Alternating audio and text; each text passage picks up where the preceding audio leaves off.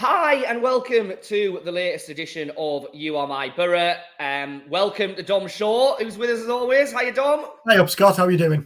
I'm very well, thank you. And we're going to chat all things playoffs. We're going to have a talk about Boro's game, obviously, at Rotherham on Bank Holiday Monday, which didn't exactly go to plan, or at least didn't in some ways, certainly in terms of the result. Maybe it did in others. We'll talk about that.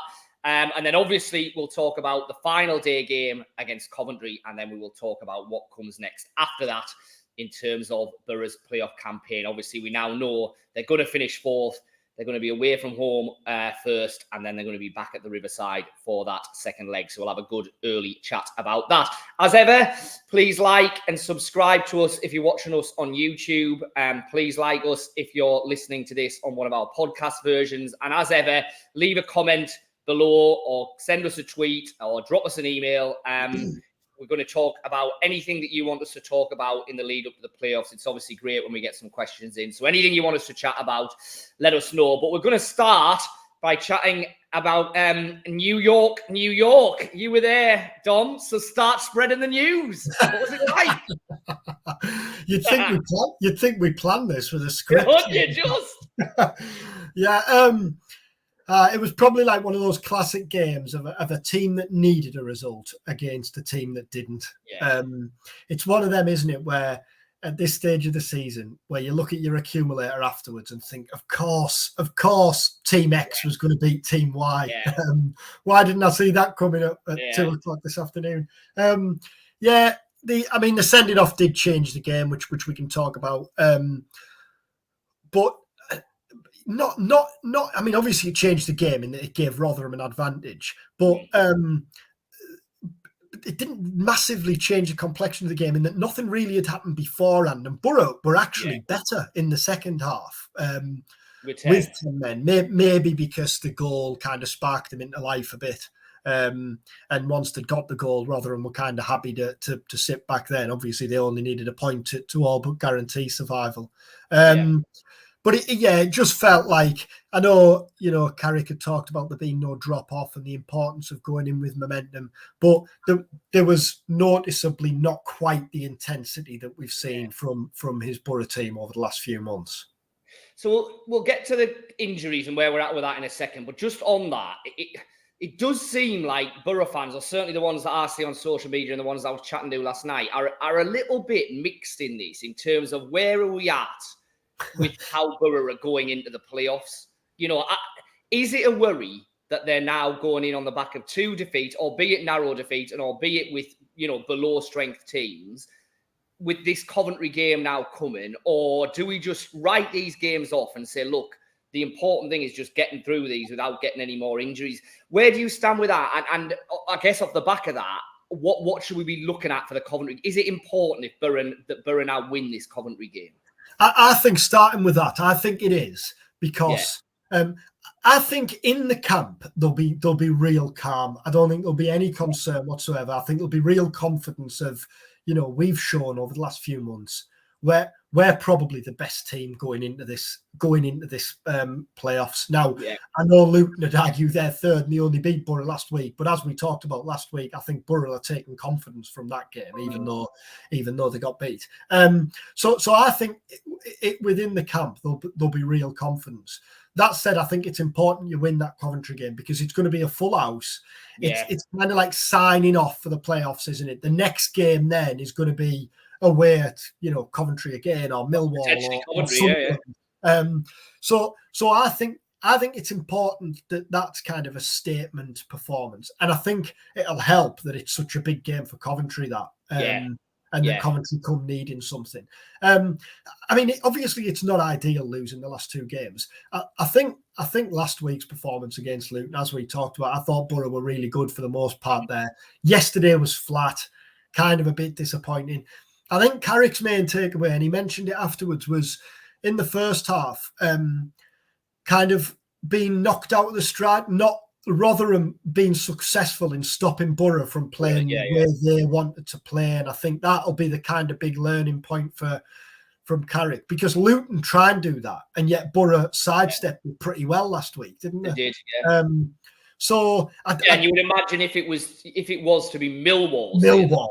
Yeah. then that's potentially, that question gets asked seriously in that first leg, doesn't it? I do think it is kind of, it's this. I don't think you can expect to turn form on and off, can you? You can't think, oh, we're going to lose 3 games. Doesn't matter. We'll turn it back on. Yeah. But I think the kind of application and the approach has been, you can't argue with that. But I do think next week you want to sign off. What do you reckon? I think that Coventry. Yeah, no, I agree. I think that there are valid excuses for both of the last 2 games, and the fact that they were away from home, the fact that obviously the results are immaterial means you can give Boro a pass. Now the result is immaterial at the weekend, but it doesn't feel as immaterial because, like you say, it's going to be a full home crowd. It's the chance to sign off and really go into these playoffs. Obviously, there's a dynamic that you're playing against a side who you might well end up playing in either a playoff semi-final or a final. So I think when you throw all of that into the pot, I think it would be a real negative if Boro were going in the back of the playoffs on a 3-game winless run, having not been able to beat Coventry next weekend. Yeah, I agree with that. Now, in terms of injuries and players and where we're at, obviously, a kind of mixed afternoon yesterday, really, wasn't it? Because we got Riley McGree back, we got Paddy McNair back, we got Tommy Smith back, but obviously Ryan Giles has disappeared off the scene. Johnny Howson gets his injury in the warm-up, and news emerges that Aaron Ramsey's been back at Villa getting treatment there. So it's almost kind of take with one hand and give away with the other. I mean, where do you think we're at in terms of the injury situation and how Boro are going to be looking come that first leg of the playoff semi-final? Well, the good news is that the 3 who came back seemed to come through unscathed yesterday. And now I know we speak to Carrick kind of immediately after the game, but he said they'd all come through fine. McNair played 90 minutes, McGree 80, Smith the second half. So they're fine. Yeah, fine. Giles he described as a knock. Now, it might well be kind of Carrick only telling you as much as he wants to tell you, obviously, because he does have a knack of doing that, doesn't he, when it comes to injuries. But that didn't sound overly concerning. Howson, we don't know, do we? He said could be anything, couldn't it? Yeah. Back of the knee, top of the calf. You would hope a player of Howson's experience, he kind of best case scenario, he's felt a little twinge. But it's almost precautionary in the warm up, and he's thought, I'm not risking this. Yeah. Ramsey was pictured back at Villa in the canteen at Villa's training ground over the weekend, but Carrick said yesterday that was just Villa. He's their player. He wants to give him treatment. We asked him, well, is there still a hope that Ramsey can play a part in the playoffs? And his response was, there's always hope. So that's not overly convincing, is it? Yeah. And then Force, obviously, is kind of in the background as well, isn't he? Yeah, Force and Fry, they're still kind of course, for both unknowns as to whether they're going to play part. Like we've talked about at length, haven't we, in recent weeks? If Force, Fry or Ramsey aren't on the bench next week, then realistically, can you expect them to play a part in the playoffs, having not played for, a couple of months? I think you'd certainly not expect them to play much in the semi-final. Now, in an ideal world, you probably then wouldn't want them to pitch into the final. But I guess if you get injuries in the same position to other players in that semi-final, then there's questions to be asked. But no, I agree. I think that if they're nowhere to be seen next week, then that's got to put a big kind of question mark over that. So in terms of next week, as we touched on then, what should the team, should he be playing pretty much the best players he's got fit? No questions asked. Or is it still going to be a question of, if there's any risk at all, you were on the side of caution, where would you be with that? I don't know what you think, but I think it's almost like that when you're playing a team that you might play again in the playoffs. I suppose there's the approach of, does he want to give them a kind of risk giving them a front row scouting report the week before you play them in a 2-legged playoff? But the opposite is, it's almost the start of the playoffs, isn't it, in one sense, in that you want to kind of go into the playoffs springboard, you want to beat this team. If there's a possibility that you're playing Coventry again, there is, even if Boro beat them, there's still a chance that you play them again in the playoffs. Then really, you want to give them a good hiding, don't you, and show them that this is what we're capable of doing. I think at the minute, and obviously it all depends on injuries, but I don't know about you. I think he'll go as strong as he can next week. I don't think he has much choice, but I think he'll go as strong as he can. I think that's what he should do. I agree with you. That I think you make a really good point there, that this is almost now the start of the playoffs. You know, you've had these 2 games that you can write off, but this now feels like the springboard into it. And I just think that if you fall flat at home in front of a sold-out Riverside, there's going to be a lot of grumbling. There's going to be a lot of nerves. Yes, everything might be calm internally, but there's going to be an awful lot of noise externally about the fact that Boro all of a sudden have hit a brick wall, you know, at the time of the season when they need to be at their best. So and then I also think that these players that have been out, you know, as we've kind of alluded to, they need to get back into the rhythm of it. So, you know, Paddy McNair needs to play again if Dale Fry's not going to be available. You know, Tuber and Hayden Hackney have had their rests. They need to play. You know, Smith, obviously there's no Dykes deal, so Smith will play, you would presume, but he needs 90 minutes, surely, if he's going to be your starting fullback in the playoffs. So I think you play what you've got, and I think you just say, look, if someone breaks down and whatever, then so be it. You know, what will be from now kind of thing. I think you've got to do that, and I think you probably will. I think he's looked at these 2 games as almost chuck-out games, and I think, you know, they've earned the right to do that, Boro, but I think that Monday has to be a little bit different. Now, you touched on there the interesting dynamic that obviously Coventry very well might end up in the playoffs and might end up with Boro. So we can forget Sheffield United that we've talked about for 3 months. Let's forget that. Let's go to the other end of the playoff mix. I mean, who's going to get in and what's going to happen here? Who are Boro going to end up playing against? Obviously, at the minute, Luton are guaranteed to finish 3rd. Boro are guaranteed to finish 4th. Coventry currently 5th. Millwall currently 6th. Sunderland 7th. West Brom 8th. There is a scenario where West Brom or Blackburn can get in, but it's exceptionally unlikely.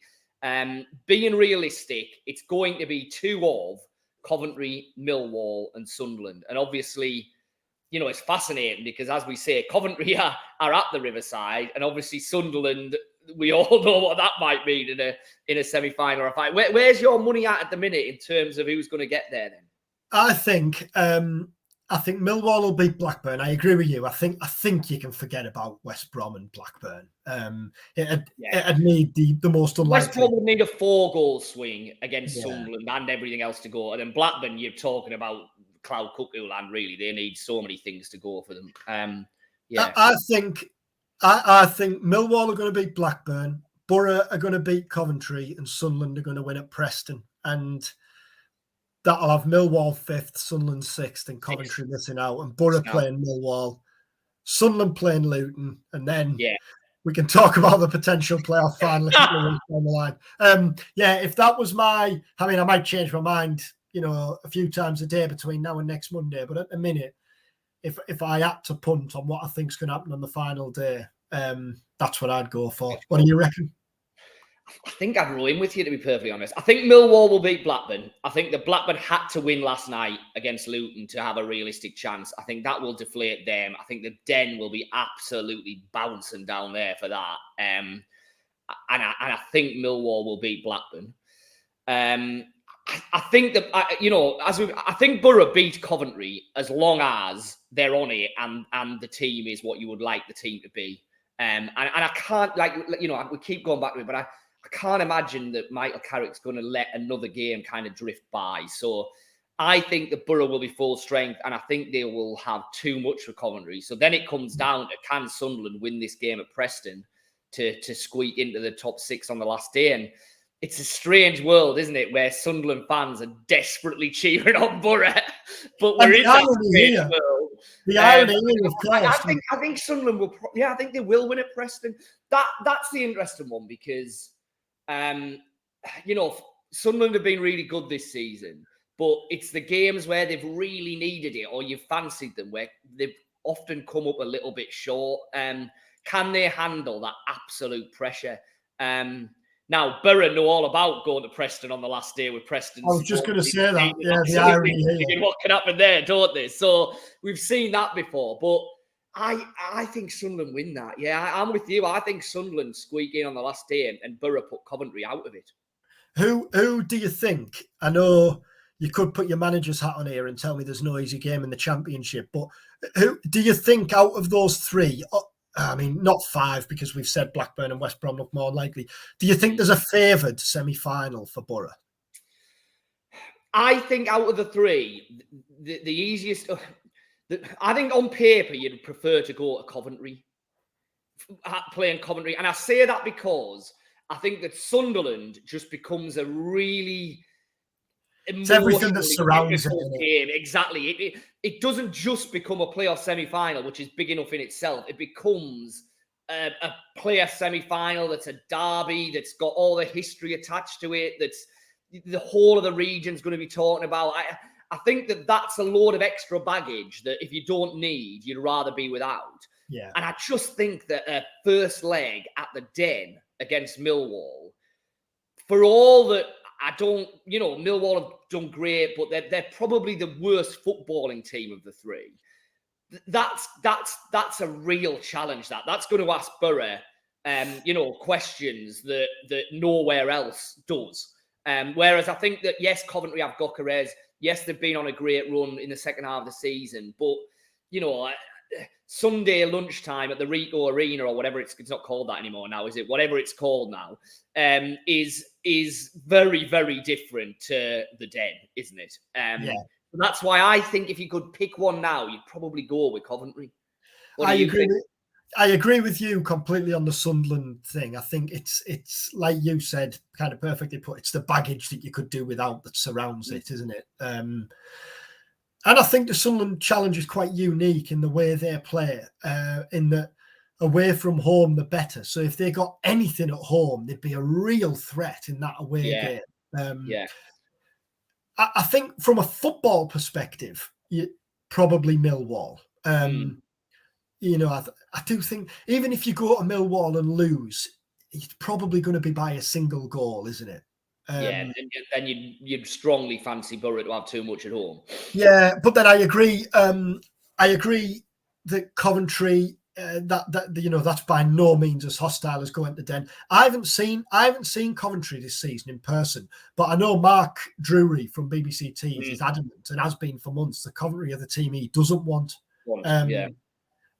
Because they've really strong midfield, and obviously they've always got goals in them in Gyökeres. So I think I'd probably lean towards Millwall. Yeah. And then obviously Luton are going to be in the other semi-final against one of those three, you would imagine, as well. So that's obviously going to be really interesting. I mean, we haven't talked an awful lot about the actual game itself on Monday, so just a very quick one. I mean, it was some refereeing performance, wasn't it? I know we keep on saying it, and I know it's always a bit of an easy out, isn't it? Oh, the referee was this, that, or the other. But my goodness me, that was something that. I feel like Neil Warnock here when on managers post-match where they start with, I need to be careful what I say here. It's the first time I've heard all four stands singing a certain song towards a referee in unison. He did. What was quite funny was, funny from Boro's perspective in the whole scheme of things, it didn't really matter, but he did a good job of kind of infuriating both bosses and sets of players and fans in equal measure. And I don't know whether but the New York Stadium, the two technical areas are kind of weirdly far apart. So the fourth official is stood in the middle.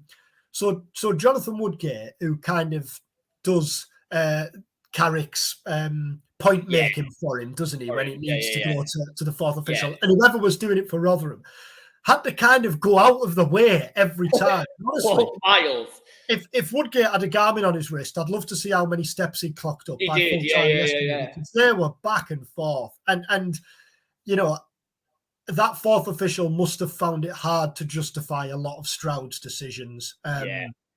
It was bizarre. On the actual decisions, so the red card, have you seen it? I have, yeah. I thought that there was enough going on around it for it not to be an obvious red card. I thought the Lenehan probably gets back. I don't think the Rotherham player gets the ball. I thought that it's a foul. it's a yellow card without a shadow of a doubt. I think that it's a harsh red. That's what I think. What you said there's enough going on for there to be a doubt as to whether he was the last man. So there's that one. Lenihan should probably go in the second half when he fouls. Then Boro want a penalty. Rotherham weren't happy with Hackney's foul that led to Ogbene going off. It was just, one thing after another. Stroud must have sat down last night and think, is this still worth it? That said, mind, and around all of that, I think you've got to give Rotherham a fair bit of credit for getting out of it, haven't you? And surviving in the league. They're kind of the perennial yo-yo club between the Championship and League One. So, just staying up is a massive achievement for them. And, I would imagine the smallest budget in the league. I know Wigan, maybe there's a lot going on there, isn't there? I'm not quite sure what they're spending on players. But if not the smallest, then certainly one of the bottom three. And yet they've managed to survive after last season's promotion, which is pretty much something for them, isn't it, really? Especially when you consider that they lost their manager, who was kind of like Mr. Rotherham. Exactly. Good shout. And the lads who cover them in the press room were saying yesterday, and I haven't got this in front of me, but like you said there, the perennial yo-yo club. I think when you look back at the last kind of 5 or 6 years, they've been exactly that: gone down, gone up, gone down, gone up. So it's kind of like, finally a bit of stability for them. And Matt Taylor, their manager, in the press conference afterwards was brilliant. He came in with a bottle of beer that he'd opened, and judging by the sounds from the dressing room, the Rotherham players had cracked them open as well. But he was kind of talking about the emotion of managers. So he lives away from his wife and his 8-month-old. Right. So he was out walking on Saturday, I think it was, and his wife had messaged him saying that they miss him, and he kind of think, he was saying it's days like yesterday that make it all worth it, living away from putting all the hours in. And they're a likeable club, Rotherham, aren't they? They are. They are. They do what they do, don't they? You can't, and consistently punch above the weight. When we're talking about managers getting people out of it, I know where this is going. I mean, it's pretty much there, isn't it? What do they need? One more point from 2 games? I mean, they're all Sheffield United this week, aren't they? And certainly if they win that, they're safe. They might very well just need a point. Yeah, we were talking about before we came out, but you wonder whether Leeds will be looking back and thinking maybe we got the wrong manager. If they go down the Big Sam route, then they might as well have gone for Warner. I mean, we've said that. I believe this is up there with as good as anything Warnock's achieved. Because Rotherham were dreadful, weren't they? Oh, yeah. I mean, they looked gone. They looked absolutely gone, didn't they? Now you can argue that there's the remnants of the team that got to the playoffs last year there, so he probably did have something to work with, but it's still some feat to have dragged them out of it. Yeah, and, to go in, and he made it clear, didn't he? Whereas when he's gone in other clubs, with Rotherham, he had more time. With Boro, there was a clear quality in the squad, where with Huddersfield, it was hard to clutch, really, wasn't it, as to what... as to what there was to build on. But fair play to him. Do you think he'll be tempted to stay on? Oh yeah. He'll say no, but he'll absolutely love it. He'd love it. I think he will. Yeah. And just on kind of relegation, my mates were making this point this week, in that it feels like when you look at who's going to stay up in the Premier League this year, Bournemouth are going to stay up. Forest might stay up. Leeds might stay up. It feels like if Boro go up, whereas some years you look and think, the 3 teams going up are going to struggle to stay up. There's a lot of poor teams by Premier League standards in that bottom end of the Premier League. Do you know what I mean? I completely agree with you. I mean, you look at it and, your Leicesters and your Evertons and your West Hams have underperformed so badly this season that you're right. Fair play to Bournemouth. Gary O'Neill's done absolutely brilliantly there. When you talk about managers that you couldn't see, that is some feat he's done there, incredible. But you'd be amazed if Bournemouth weren't deep in trouble next season. And I'm with you. The same is true of Forest. For all that they no doubt, if they stay up, will throw a load of money at it again this season. On the evidence of everything they've done so far, it'll be as chaotic as ever. And you would imagine if they're down there, you're right. And I was just going to say, we've touched on Warnock, so let's go to the other side of the former Boro manager coin, because you were at the Stadium of Light on Saturday with Chris Wilder was there with Watford. I mean, what on earth's gone on with him and Watford? That's been an absolute shambles, hasn't it? Yeah. I mean, not necessarily his fault, mind. I mean, the club is just a shambles. Yeah, Mowbray had said afterwards that he was talking to Wilder beforehand, and he'd said that Wilder had kind of thought to himself, right, how do I G these players up, these Watford players up for this game? There's nothing to play for, and kind of went down the road of, look, you're playing a team of kids in front of 45,000 people. If that can't get you up for it, then nothing will. But Watford weren't very good. They scored, a couple of goals from 3 efforts on target. And Wilder afterwards, it feels like he's had his blasts, doesn't it, over recent weeks? Yeah. He said what he needed to say. Yeah, but he was complimentary of Sunderland and former Boro player Patrick Roberts, who scored that brilliant goal in stoppage time. But he did say again words to the effect of, there's big changes, big problems, big discussions that are going to have to be had in the summer, and he's not going to be there, is he? No, he won't. And who wants that job? Who wants that? Who wants Watford's job in the summer? I mean, it's one of them where I guess the only thing you would say about it is it's not really a reputation killer, is it? Because you go into Watford, you feel, well, you're just another manager that hasn't been able to work out the basket case that is Watford. So I suppose in some ways it's a bit of a shot to nothing, because, they'll spend money, so there'll be a chance of getting them up. But no, I agree with you. And I guess if we're talking about former Boro players on the managerial route, Barry Robson and Steve Agnew, full-time at Aberdeen.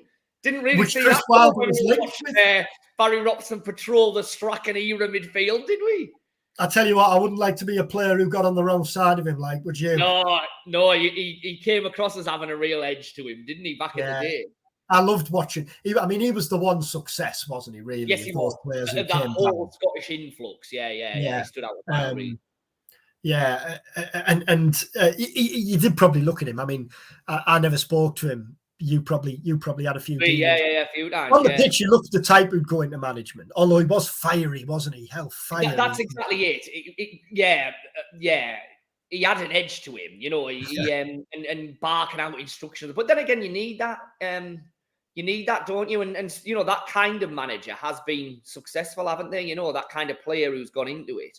Not similar in lots of ways, but a bit of Joey Barton about him. In that, he will absolutely and always did say what he thought. And if he thought his teammates needed to call him out, he'd call them out, no problem kind of thing. So yeah, you probably need that a bit, don't you?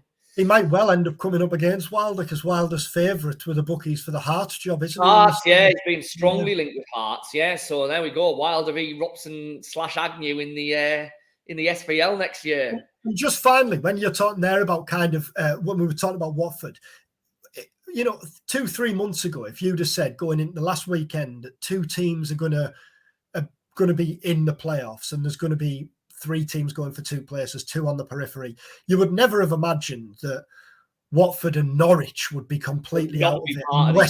And West Brom was on the fringes. I don't think I'm alone in thinking that there was kind of this expectation that at least 2 of those 3 clubs, they'll get it right. They'll get there in the end. They'll force their way in somehow. And yet certainly from Watford and Norwich's perspective, they've got worse as the season's gone on, haven't they?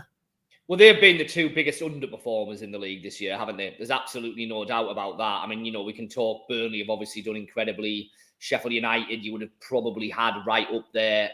Luton, you always write off just because they're Luton, and yet you probably shouldn't, because they were right up there last season. Boro, obviously, you would have fancied at the start. Clearly wouldn't have fancied 2 months in, but we all know the turnaround there. I guess Millwall are probably overachievers. I think Sunderland are undoubtedly overachievers wherever they finish. But the 2 big underachievers, Norwich and Watford, them not even, like you say, to be part of the conversation on the last day is remarkable, really. But potentially, now, it's interesting. You have in your head, well, okay, but that probably means the Championship's going to be a tough old league next year, because you're going to have the 3 that come down, but then you're going to have Watford, Norwich and West Brom, you would imagine, and throw money at it. And yet, as we know from Boro, if you don't get up in that first season when your parachute payments are at the highest, every season after that, it arguably gets even tougher. And, if Norwich and Watford in particular, well, not so much Norwich probably, because financially they've been better run, haven't they? But, you know, West Brom and Watford have the potential. If in another 2 or 3 years they're not up, they could be out with a washing and struggling to stay in the league financially. You know what I mean? And Stoke are another example, aren't they? If Yeah. you don't look straight away. I mean, when you talk there about the underachievers, Stoke, but then that seems to be the case every year, doesn't it? Stoke will be Yeah, up you there. wonder if they've got into that rut that Sunderland got themselves into, where they've missed the boat too much, and it is now on a downward slide. I guess we'll see that next year, won't we? Yeah, hopefully it's Boro aren't in the league to worry about it. Exactly. So we'll have another chat at the back end of this week, when obviously we'll be honing right in on the Coventry game. We'll probably have a bit more idea about team news, injuries, all of that kind of stuff then. And then obviously we'll get a couple of specials lined up for playoff week or playoff fortnight, really, and do all of that. But as ever, like, subscribe, comment, send us any questions. We'd like to get a few of your questions to be able to chew over at the back end of this week. So make sure you do that. Enjoy your week, and see you at the end of this week for another You Are My Borough.